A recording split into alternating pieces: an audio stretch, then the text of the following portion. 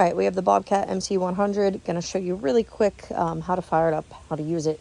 If you do need the operator's manual, this opens up. This just unscrews, and inside of it is the manual. Speaking of, this is how you check your hydraulic fluid level. There's a little ball up in there. You can see it at the top. That means this one's full. But this is where you would put hydraulic oil, hydraulic fluid. Check with us before you would ever need to do that. That's just in the event of any kind of breakdowns, leaks, whatever. We'll walk you through that, but just showing you where it is. There's your battery in case you have any loose connections ever. Let me close this up. If you need to refuel it, come around here. This opens up if you want to put a lock on it, if you're afraid of somebody getting in on your job site and siphoning fuel out of it or anything of the sort. You can put your own little master lock on there during your rental. But anyways, this opens up. And then inside of here, there's a prop bar. Let me try to do this one-handed. You lift this prop bar up. And it just hooks right in over here. And it keeps everything nice and propped up for you.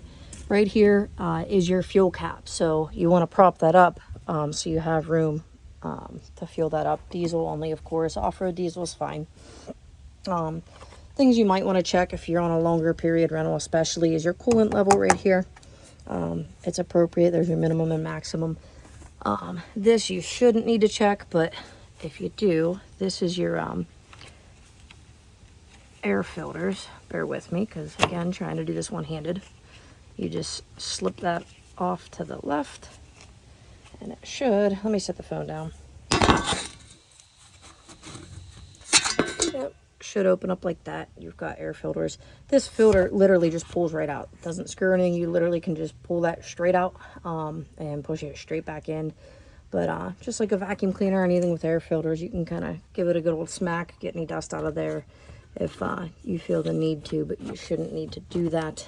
I replace these regularly, and then when you put it back on, bear with me, push it on and twist it back to where the lines line up. Let me put the phone down again. There we go. It's locked, lined up. Trying to think what else you would want to check. These are where you would attach any fancy attachments to, hook them up, your hydraulic lines. Bucket, if you need to swap out any buckets or attachments, these are quick attach. They're manual quick attach, meaning you have to grab it, pull the pin up. You're going to want the bucket a little bit off the ground to do that, take the weight off of it. But these just pull up. Then you can back away.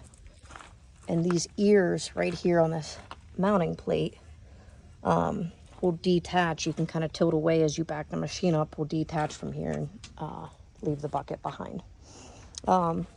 When you clean it, it's dirty right now. I actually got to give it a good bath here in a minute, but just showing you guys an example. Pressure washer is usually best. The main thing is making sure that all the insides of this track, the rollers, sprocket, everything is all cleaned out of debris, mud, you name it. But I usually clean the tracks. I clean the bucket, give the body a good wash. And then I don't blast water up into here, but I usually just take like a wet rag and wipe anything up here down if there's any mud splatter, things like that. What else? So you hop up in here. Maybe I'll shut this before so you can get a better view of running it. And then don't let this slam. I usually, just like a car hood, I usually wait till it's about a couple inches off and then drop it. To fire it up, you want to turn it, if it's colder weather out, turn it to the left so you can let the glow plugs warm up a little bit. That's what that glow plug light is there. But otherwise, turn it to the right. It's fired up. You got temperature gauge, fuel gauge, voltmeter. This right here is your throttle. So that's going to control your speed. There's your hour meter. Your parking brake is over here. The machine will not move if the parking brake is engaged. So you can see there's a little indicator right here Right now, the parking brake is not on. I did that on purpose. So the position it's in, it will let me move. If I wanted to engage the parking brake, I'd lift up and that red lever would wind up outside of that bracket. But to move it, pretty simple function. The left joystick is going to move the machine forward and backward, forward, backward, left, right, all in that one joystick on the left.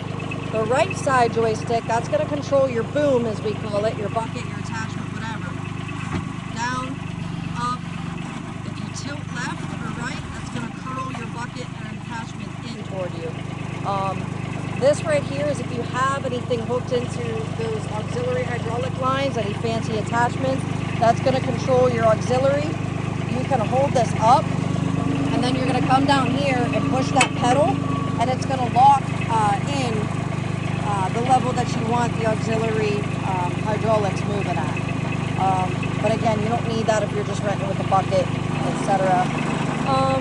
What else do I want to show you? This right here, you shouldn't need this. It's just more of an emergency function.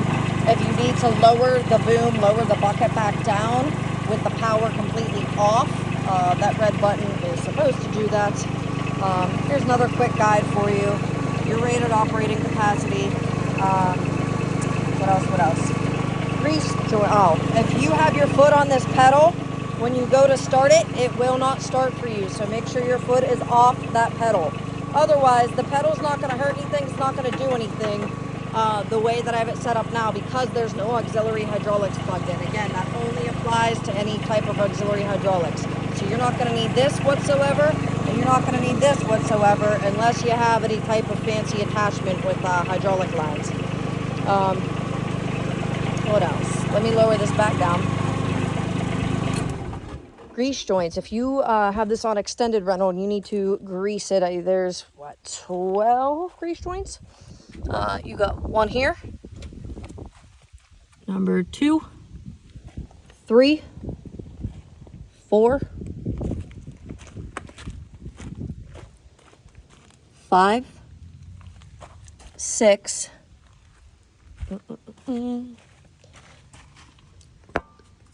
7, if you can see that, 8, and then here's a sneaky one for you. It's up inside of here, but you'll see it. 9, same thing on the other side. 10,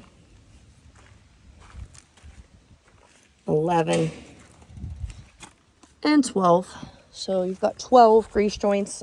Just give those a pump of grease daily, and you'll be good to go. Any type of EP2 rated grease will work. It's a couple bucks a tube. You can get them on Amazon, Napa, O'Reilly's, AutoZone, pretty much any of those places will have them. Just make sure that it's EP2 rated grease. Little hand pump grease gun ought to do it too. That's pretty much it in a nutshell. So I'll make another video on how to run the attachments, but this is the Bobcat MT100.